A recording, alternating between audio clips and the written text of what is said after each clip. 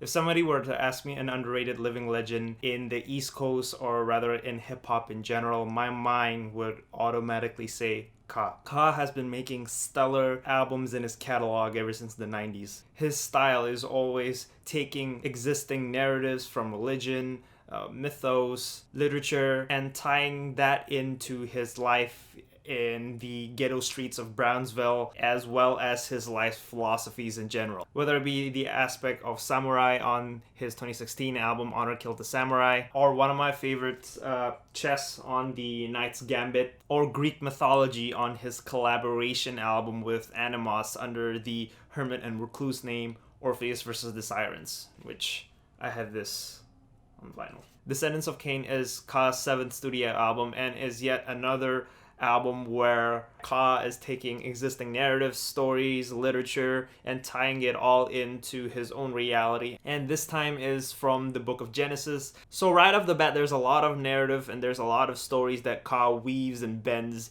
into his own on this album that I'm not gonna lie that I did get lost a couple of times here. Not that I think it was too convoluted. It was just that I'm not familiar with the book of Genesis. So along the way, as I am listening to this album, I'm learning a few things as well. And when going into a Ka album, you could expect a couple of things, among which is his cigarette to skin delivery and flow, as well as his intricate penmanship that is so poignant and so sharp that will leave you needing bandages over and over again because of how precise and laser focused it is. It'll just pierce right through you. And the production style, of course, it's skeletal, it's dark, it's grim, but yet patient and takes its time. So with that said, where does Descendants of Cain rank in his discography? If we were to start off from the production, Descendants of Cain is a lot more stripped back, a lot more skeletal in its arrangement than the slightly layered edge that I prefer on albums such as Knight's Gambit or Orpheus versus the Sirens. But with that said, there is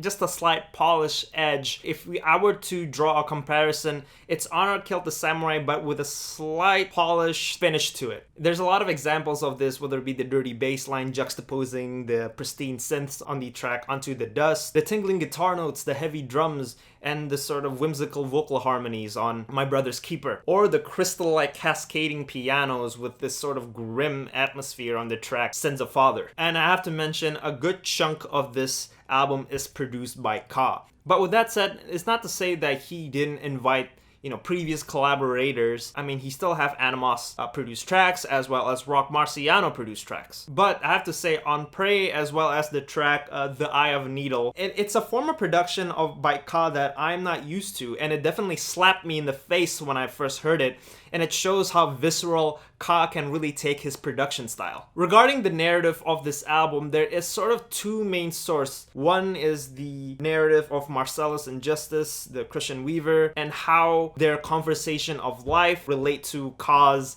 stories in Brownsville, and it's reflecting on their track every now and then. For the aspect of hunger, urge, lustful, of action, of something, is portrayed on the track My Brother's Keeper. Number two, which I think is the source or the main source of the album, hence why the title is what the title is the story of Cain and his cautionary tale, from him killing his brother Abel, God banning him to the land of Nod, and him having Enoch. From what I gather here, Ka twists the narrative of Land of Nod to the streets of Brownsville, and he sort of backs and forth. From what I gathered, he relates his character or himself as Cain, or rather Enoch, but I think he is more towards Enoch and his sort of descendants, hence the title Descendants of Cain. I would say a good chunk of the album is him talking about how he is the son of this dark, brutal, immoral environment, and he took the aspect of violence and immorality, but he takes it in different dimensions. Of course, a good chunk of it is about the descendants, the children and whatnot, but he also tells the stories of how this violence and immoral action stems from the adult figures, and he details that as well. That's especially very vivid and very prevalent on the track Patron of Saints. A monk swore a vow of silence to the Jakes. Our yogis did stretches upstate. Our Sir Lancelot at round tables cutting eights. Our mogul just caught another case. Like when Pop shot at the neighbor's shop, put one in his head. He knew how he grew me. threw me the gun 100 and fled. Didn't play for Poe Rose, dispose of Exhibit A.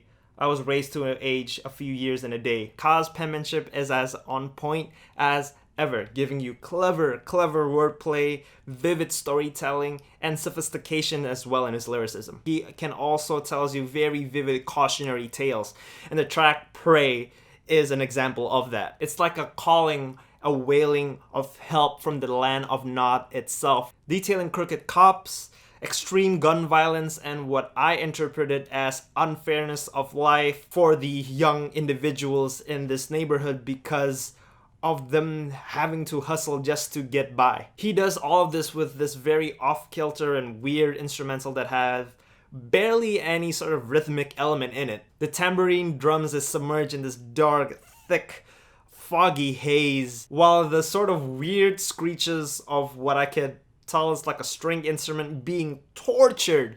It seems like the instrument is wailing for help as much as the narrative. Get banged trying to hang before you learn ropes. My brave folks stay cold. There was never turncoats. In the hood, handsome don't matter. Girls want who earn most. Scene killers let off steam, then return to scene as concerned folks. And he further expand his affiliation with this grim neighborhood, but he twists it with his own point of view on the next track, Land of Nod. Again, Ka is basically telling the audience that his affiliation with drug, gang violence, as well as these drug dealings is something to not look back fondly, and relating that to Cain is, yes, my father killed his own brother, my uncle. But again, he lived this vivid, grim lifestyle, this dark and violent lifestyle that he just can't help it but to talk about it. You can tell I'm in fact a native. I live this vivid shit. I ain't that creative. You can tell I'm in fact a native. I live this vivid shit. I ain't that creative. Towards the last leg of the track, he delivers this sort of rapid flow that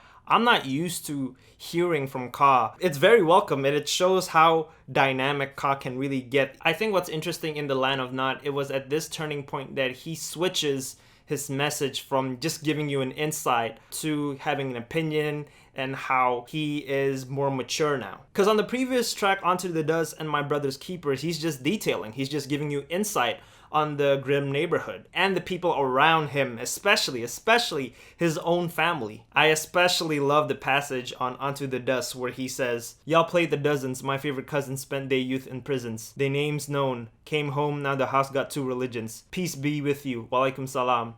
Make sure that peace be with you, laced to your palm." Sins of Father is probably one of my favorite of the album. But I would always know that because I know for a fact that when Ka and Rock Marciano comes together in a track, is gonna be nothing short of a masterpiece. And I can expect their dusty and cigarette skin delivery, but they both have their own twist and their own dimension to it. Rock Marciano is clearly the more ghetto, in a sense, a pimp flavored delivery, whilst Ka is a lot more poetic. It's grim, it's dark, it's cacophonous, but yet these two MCs managed to pull off a competitive spirit that is infectious to listen to, but still manage in telling a really grim and dark narrative of them being byproducts of their dark neighborhoods.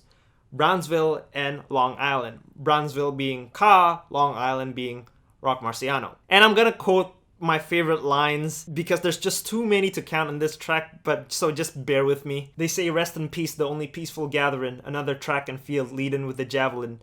Was only scheming cause couldn't reason with my abdomen. Still bagged them all, Virgin Mary to Mary Magdalene. They used to call us deviants, but if they was feeding us, might have had obedience.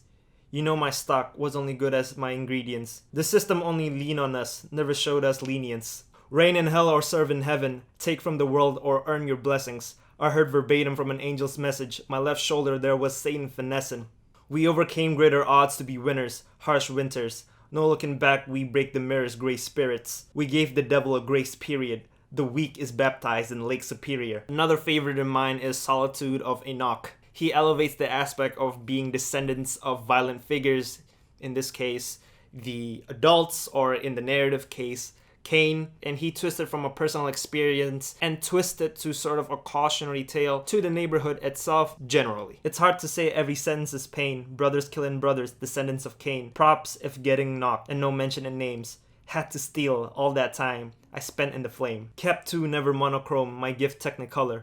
Like the code of Joseph, hope it don't affect my brother. Became man of the house quick, had to protect my mother. And I love the fact that he segmented this track into 2 parts, adding a sort of depth to his songwriting. In this second part, he is saying that there is still hope for us and I'm willing to help you guys. He is an advocate of personal development. I think overall this album is great and I can see where the Brownsville MC ties in narratives, but I think my main problem is how he knits it. Because there is more than one cohesive story, it can get a bit jumbled up. As I mentioned before, there are 2 main overarching narrative. Marcellus Injustice and Cain, and there's a couple more that I can't think from the top of my head. I would love it if he just take one narrative, and in this case I think he really want to hone in on Cain, the story of him. I think it would be better if he just took that narrative, run it through from beginning to the end. And it's not saying these Marcellus Injustice based tracks were bad, not at all. I think they're as good as any of the tracks here, but I think it's just I would like to have one cohesive, one holistic narrative in a conceptual album, in a Ka album. And the hard shift of that is on the cusp of Unto the Dust and Patronus Saints. And speaking of tying in, the last track, I Love, is a bit of an anomaly. And I get the sentiment and I get the heart of it, but in the terms of a conceptual album, it just didn't fit. Now, with all that aside, I think this track is beautiful, it's heartfelt, it's just a very poetic love letter to the figures of his mother, his wife, and his best friend Kev, where he was a part of a group called Nightbreed with him. And he really shows you why he adores these 3 figures so much in his life and what these 3 figures mean. I'm not gonna lie, I think I choked up a bit, and I choked up even more when I looked at the lyrics. The heavenly strings and guitars elevates this track to a soulful love letter from a tattered and battered man, and the sample of the passage "you" is ingeniously woven. It's not a backing track anymore. It's part of the verse. It's part of the narrative. I thought that was that little touch, I don't know, that really just stuck out to me. This track to me really showcases that Ka can be emotional but yet human at the same time. And what I mean by that is all throughout his discography, he's been this godlike figure with his rhymes and penmanship, even though he does give you emotional narratives as well. But I think with this, he can be emotional, but he only writes it to people that really means a lot to him. And that shows his very stripped back and very core humanity. So that's my review of Descendants of Cain. I really do like this project, despite some of the problems I have with it. This review took a lot out of me because I was trying to find, bits and pieces and how this ties into that, this ties into that. Of course, I might have missed a lot of things. Thank you so much for watching. Don't forget to click subscribe. Don't forget to like, and don't forget to share if you like this video. Don't forget to follow me on Instagram for more reviews and more content, and I'll see you guys soon. I hope you guys are safe as well. So yep, that's it from me. Again, I'll see you guys soon. Peace!